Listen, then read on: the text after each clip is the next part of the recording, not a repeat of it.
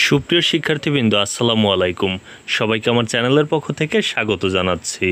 তোমরা যারা এসএসসি পাশ করেছো 2025 সালে, এখন কলেজে ভর্তি হওয়ার জন্য প্রস্তুতি নিচ্ছ, তোমাদের জন্য আজকের এই ভিডিওটি খুবই গুরুত্বপূর্ণ। এই ভিডিওতে আসলে জানাবো যে কোন কলেজে চান্স পাওয়ার জন্য কত পয়েন্ট লাগবে এবং সেটি তুমি কিভাবে জানতে পারবে।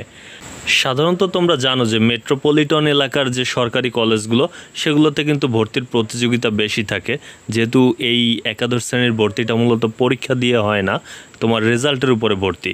সেক্ষেত্রে কিন্তু সেই কলেজগুলোতে সাধারণত পয়েন্টের উপরে নেওয়া হয়। আবার উপজেলা পর্যায়ের কলেজে চান্স পেতে গেলে কম পয়েন্টেও কিন্তু চান্স পাওয়া যায়।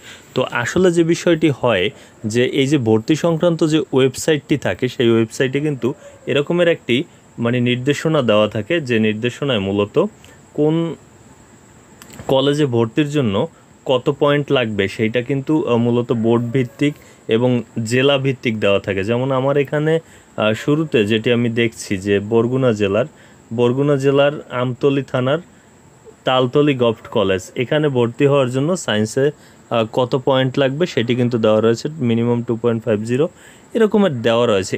এই যে নোটিশটি তোমাদের সামনে আমি ওপেন করেছি, এরকম নোটিশ কিন্তু 2025-26 সেশনের, এই যে এবারের যারা তোমরা পাশ করেছো তোমাদের জন্য এখনও প্রকাশিত হয়নি। এটি হচ্ছে আমার কাছে থাকা নোটিশটি 2024-25 সেশনের।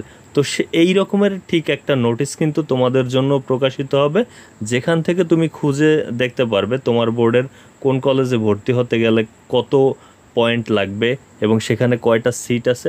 2025-26 সেশনের এরকম নোটিশটি প্রকাশ হওয়া মাত্রই তোমাদের সাথে সেই নোটিশটির বিস্তারিত তথ্য নিয়ে আলোচনা করব। তো সেই ভিডিওগুলো যদি তোমরা পেতে চাও তাহলে আমার চ্যানেলটি সাবস্ক্রাইব করে বেল বাটনটি অন করে রাখো।